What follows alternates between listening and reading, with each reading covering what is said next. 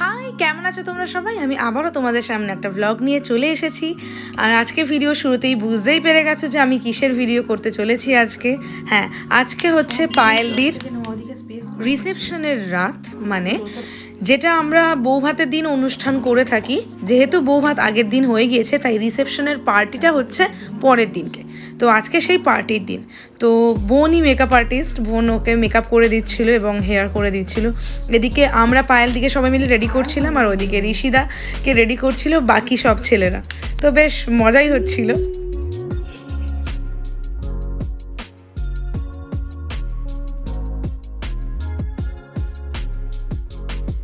মিষ্টান্ন ভান্ডার লাগছে তোমার।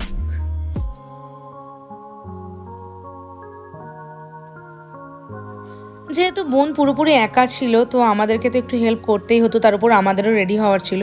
তো তাই আমিও হাতে হাতে একটু পায়েল দিকে রেডি করে দিচ্ছিলাম, গহনাগুলো পরিয়ে দিচ্ছিলাম, যতটুকু করা সম্ভব। আমি তো আর মেকআপ করাতে পারবো না, তো যতটুকু পসিবল করেছিলাম।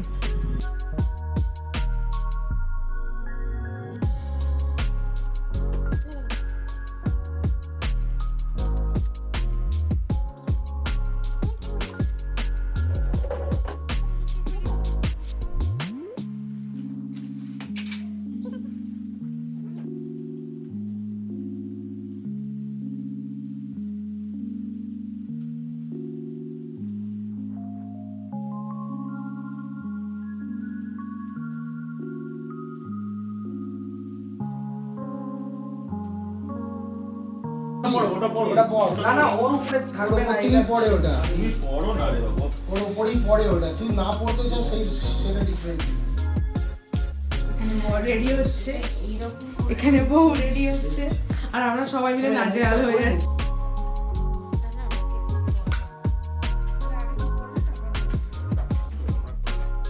সময়টা এমনই কম, এদিকে পায়েল দিকে রেডি করে তারপর আমরা 3 জন রেডি হব, আর ম্যাক্সিমামটাই দায়িত্বটা বোনের উপর চলে গেছে। তো ফাইনালি কোনোভাবে রেডি হয়ে চলে এলাম বিয়ে বাড়িতে।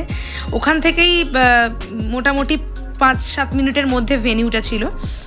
পায়েল দিকে রেডি করে তো আমরা আগে পাঠিয়ে দিয়েছিলাম, এবং আমরা যখন ঢুকলাম তখন ভেনিউ প্রায় খালি। তো কি খাবো কি দেখাবো কিছু জানি না।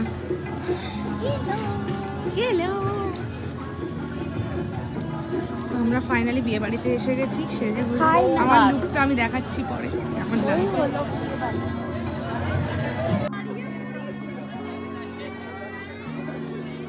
তো আমরা ঢুকেই পুরোপুরিভাবেই খাবারে কনসেন্ট্রেট করলাম।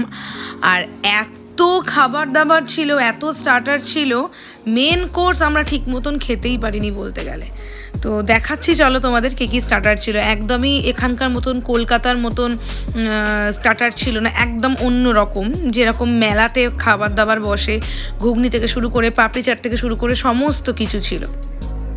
বিয়ের দিন তো আমার আউটফিট কেমন ছিল দেখাতেই পারিনি, তো আজকে এইটা হচ্ছে আমার রিসেপশনের আউটফিট। কেমন লাগছে জানিও তোমরা। তো এইবার চলে আসে ফটো সেশনের পালা।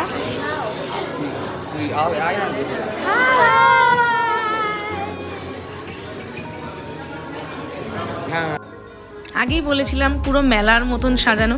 দেখতেই পাচ্ছ এখানে পাপড়ি চাট রয়েছে, ঘুগনি রয়েছে, এদিকে আলুর পকোড়া, চাউমিন, রোলও ছিল। তো বিভিন্ন রকমের খাবার দাবার খেয়ে এত পেট ভরে গেছিলো আমরা।